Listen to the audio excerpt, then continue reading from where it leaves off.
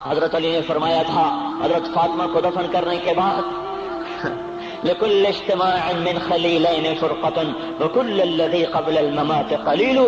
آج فاطمہ کو دفن کرنے کے بعد مجھ پر یہ بات کھل گئی ہے، کوئی کسی کا ساتھ نہیں دے سکتا، کوئی سدا سلامت نہیں رہ سکتے. ایسی حسین جوڑی بھی آج بکھر گئی. ایسا حسین جوڑا کوئی دنیا میں کہاں سے لائے گا؟ ایسا جمال کوئی کہاں سے لائے گا؟ ایسی جوڑی کوئی کہاں سے لائے گا؟ علی و فاطمہ کی جوڑی کوئی دکھائے تو صحیح، کوئی نبیوں کے بعد کوئی ایسی جوڑی بنی ہو. لیکن آج یہ جوڑی ٹوٹ گئی. 24 سال کی عمر میں فاطمہ جدائی دے گئی، 24 برس کی عمر میں جدائی دے کے جا رہی. ہاں لیکن بھائی ان کا تو مرنا بھی زندگی تھا. پانی کے لیے اپنی خادمہ سے فرمایا میرے غسل کا پانی رکھو. خادمہ نے پانی رکھا، خود غسل فرمایا، پھر اس کے بعد چارپائی کو درمیان میں رکھوایا اور کپڑے پہنے اور فرمایا علی اس وقت کہیں باہر نکلے تھے، فرمایا اب میں مر رہی ہوں، میرا غسل ہو چکا ہے، مجھے دوبارہ غسل نہ دینا، یہی میرا غسل ہے اور علی کو بتا دینا. اور وہ گئی. ہاں آپ نے کہا تھا حضرت فاطمہ سے میں جا رہا ہوں، وہ رونے لگی. پھر آپ نے پھر کان میں کہا نہیں نہیں تو غم نہ کر، سب سے پہلے تو ہی مجھ سے آ کے ملے گی. پھر وہ ہنسنے لگی. حضرت عائشہ رضی اللہ عنہا دیکھ رہی تھی، پہلے روئی پھر ہنسی. تو کہا یہ کیا بات ہوئی؟ کہا مجھے میرے باپ نے کہا میں جا رہا ہوں تو مجھے رونا آیا. تو پھر انہوں نے فرمایا تو غم نہ کر، سب سے پہلے تو ہی مجھ سے آ کے ملے گی. تو پھر میں خوش ہو گئی.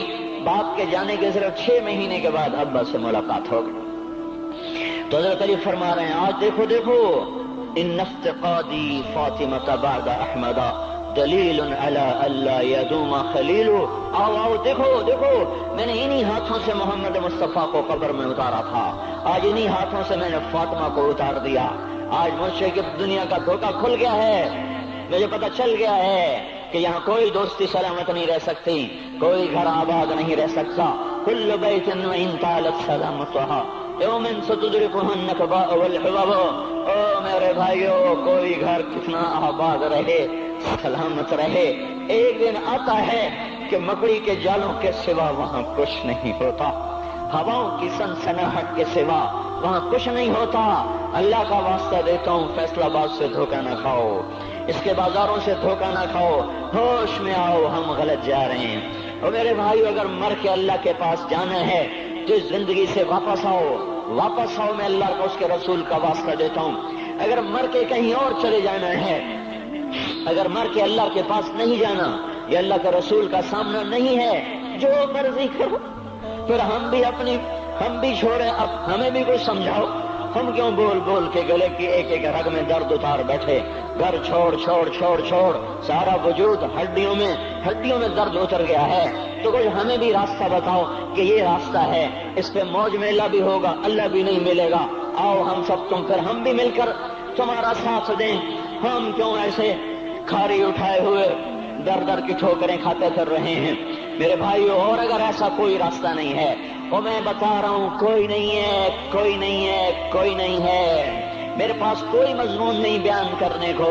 میں یہ نوجوانوں کو دیکھتا ہوں میرے بند ٹوٹ جاتے ہیں، میں دیوانہ ہو جاتا ہوں کہ میں ان کے کیسے دلوں میں اتر کر ان کے دلوں کی لگاموں کو اللہ کی طرف پھیر دوں اور اس کے رسول کی طرف پھیر دوں.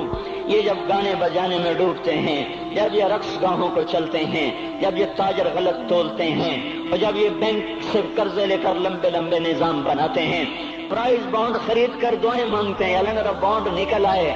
او میرا بھائی تجھے کیا ہو گیا؟ تو جوئے پر دعائیں کر رہا ہے کہ یا اللہ میرا بانڈ نکال دے. میں کیسے ہوش میں لاؤں؟ میں تو خود مدہوش ہو چکا ہوں. میں تو صدمے جیسے آدمی کو پاگل کر دیتے ہیں، دیوانہ کر دیتے ہیں. وہ دیوانگی کی کیفیت ہے کہ کوئی سنتا ہی نہیں، کوئی مانتا ہی نہیں. 4 دن کے تھوڑی دیر کے لیے ہائے ہائے کرتے ہیں، پھر وہی ڈگر، وہی راہیں، وہی غفلت، وہی صبحیں، وہی شامیں. کہاں سے کوئی آئے گا؟ کون سی آواز آئے گی؟ کوئی قیامت کے کڑکا کو سننا چاہتے ہو؟ کیا آسمان کے دھماکے سن کے توبہ کرنا چاہتے ہو؟ کیا آسمان کی بجلیوں کو کونجتا دیکھ کر پھر توبہ کرو گے؟ یا زمین کے کلیجے کو پھٹتا دیکھ کر پھر توبہ کرو گے؟ یا سمندر کی بفری موجوں کو چڑھتا دیکھ کر پھر توبہ کرو گے؟ یا ہواؤں کے جھکڑ بگولوں کو دیکھ کر پھر توبہ کرو گے؟ نہیں، پھر توبہ کا وقت نکل جاتا ہے، ابھی وقت ہے، ابھی ہم لوٹ آئیں، آ جائیں۔ قبروں کی وہ سیدگی یاد کرو، قبروں کے اندھیرے یاد کرو۔ اور میں آپ کو سنا رہا تھا، اس قبر نے مجھے روک لیا، اس کی ایک ایک مٹی کے ذرے نے مجھے کہا کچھ ادھر پڑھ دو، یہاں کوئی نہیں آیا۔ ہاں، کوئی نہیں آیا کرتا، کوئی نہیں آیا کرتا۔ یہاں علی فاطمہ جدا ہو گئے، باقی کون ہمیشہ رہ سکتا ہے؟ اور جب جدائیاں ہوتی ہیں پھر کیا ہوتا ہے؟ كأن لم تكن بيني وبينك خلة ولا حسن ود مرة في التبادل۔ پھر ایسا ہوتا ہے جب جدائیاں ہو جاتی ہیں پھر یوں ہوتا ہے کہ جیسے کبھی کوئی آیا ہی نہ تھا، کوئی مل بیٹھا ہی نہ تھا، کوئی ماں نہ تھی، کوئی باپ نہ تھا، کوئی بھائی نہ تھا، کوئی سنگی نہ تھا، کوئی ساتھی نہ تھا۔ اس طرح انسان بھلا دیتا ہے اپنے جھمیلوں میں گم ہو کر، ہنسی مذاق میں گم ہو کر۔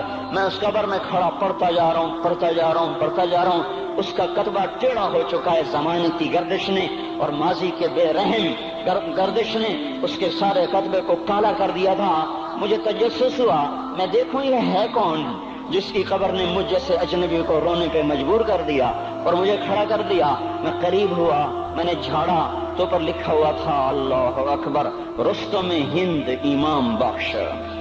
رستم ہند، جس کے لیے مہاراج قالین بچھاتے تھے، جس کو ہاتھیوں پہ سوار کروا کے لایا جاتا تھا، جس کے آگے پیچھے ڈھول بجتے تھے، اور جیسے آج کل یہ کرکٹ کے کھلاڑیوں کے آگے پیچھے خلقت ہوتی ہے، یہ وہ دور تھا جب پہلوانوں کے آگے پیچھے خلقت ہوتی تھی۔ آج اس کی خبر ویران ہو کر کہہ رہی ہے کوئی ادھر بھی تو پڑھ کے جب چلتا جائے، کوئی یہاں بھی تو کچھ تحفہ دیتا جائے۔ میرے محترم بھائیو، جب موت آئے گی تو کوئی اولاد یاد نہ کرے گی، کوئی ماں باپ یاد نہ کریں گے، مائیں لال بھول جاتی ہیں، ماؤں کو بچے بھول جاتے ہیں، ماؤں کو بچے بھول جاتے ہیں، باپ اولادیں بھول جاتے ہیں، بیویوں کو خامن مل جاتے ہیں، خامدوں کو بیویاں مل جاتی ہیں، یاروں کو یار مل جاتے ہیں۔ وہ تو ہم ہیں جو جا کے تہہ خاک سو جاتے ہیں، اکیلے تنہا زندگی کا سفر شروع ہو جاتا ہے۔ علی بن ابی طالب جیسا شاہ سوار، اللہ تعالیٰ کا مقرب محبوب انسان، جس کو اللہ کے نبی نے کہا علی تجھے بشارت ہو، جنت میں تیرا گھر میرے گھر کے سامنے ہوگا، اتنی بڑی بشارت، علی تجھے مبارک ہو، جنت میں تیرا گھر میرے گھر کے سامنے ہوگا۔ اتنی بڑی بشارت کا لینے والا، روزانہ کی رات کی فریاد، مجھے تو پتہ نہیں کہ میرا یہ بیان قبول ہے کہ مردود ہے، آپ کو پتہ نہیں آپ کی آمد قبول ہے کہ مردود ہے۔ آج 25 روزے رکھتے ہوئے ہو گئے، کچھ پتہ نہیں اللہ تعالیٰ قبول کرے گا یا رد کر دے گا۔ بڑی ذات ہے، آج تک زندگی میں کوئی ایک عمل بھی نظر نہیں آتا جس پر ہم دعویٰ کر سکیں یہ کام تو میرا اللہ کو بڑا پسند آئے گا اور میری بخشش کا سامان ہو جائے گا۔ ہم فقیر لوگ ہیں میرے بھائیو، ہماری معیشت اتنی خراب نہیں ہوئی جتنا ہمارا ایمان خراب ہو گیا ہے۔ ہمارا فقیر، اس کا چولہا ٹھنڈا ہوا ہے، ہمیں اس کا درد ہے، لیکن اس کے چولہے ٹھنڈے ہونے کا اتنا درد نہیں ہے جتنا اس کے ایمان کی انگیٹھیاں سرد ہو چکی ہیں، جتنا یہ درد ہے، کیونکہ یہ فقر مالداروں کو بھی حاصل ہے۔ یہ فقر پوری دنیا پہ چھا چکا، مالدار بھی فقیر ہیں، دکاندار بھی فقیر ہیں، تاجر زمیندار بھی فقیر ہیں۔ آج جو جتنا بڑا دنیا دار ہے وہ ایمان کا اتنا بڑا فقیر ہو چکا ہے، وہ بھکاری ہو چکا ہے۔ کچھ نہیں ہمارے پاس، کوئی دعویٰ نہیں زندگی بھر کے کسی ایک عمل پر، جن کو جنت کے پروانے مل گئے۔ علی کا گھر میرے گھر کے سامنے، فاطمہ میری بیٹی جنت کی عورتوں کی سردار، حسن حسین جوانوں کے سردار جن کو جنت کے پروانے ملے۔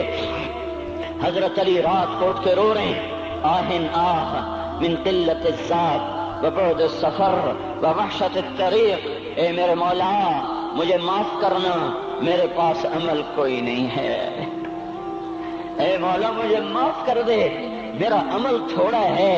اور میں نے ابھی کیا کہا ہے، میں نے ابھی کیا بتایا آپ کو کہ علی کا گھر نبی کے گھر کے سامنے ہے، تو کچھ تو سوچو، کبھی تھوڑے عمل والا بھی دو جہان کے سردار کے گھر کے سامنے گھر بنا سکتا ہے؟ کبھی تھوڑے عمل والا اتنے مرتبے پہ جا سکتا ہے؟ وہ کیا کہہ رہے ہیں؟ یا اللہ میرا عمل تھوڑا ہے تو میرے پاس کیا ہے جس کا میں دعویٰ کروں؟ یا اللہ میرا عمل تھوڑا ہے، یا اللہ مجھے تنہا جانا ہے، یا اللہ راستہ بڑا خطرناک ہے، یا اللہ عمل کا توشہ تھوڑا ہے، اے میرے مولا مجھے معاف کر دے، مجھے معاف کر دے۔ یہ وہ ہیں جو معاف ہو چکے ہیں، جن کی بخشش ہو چکی ہے، اور مجھے تو پتہ نہیں ہے کس حال میں جانا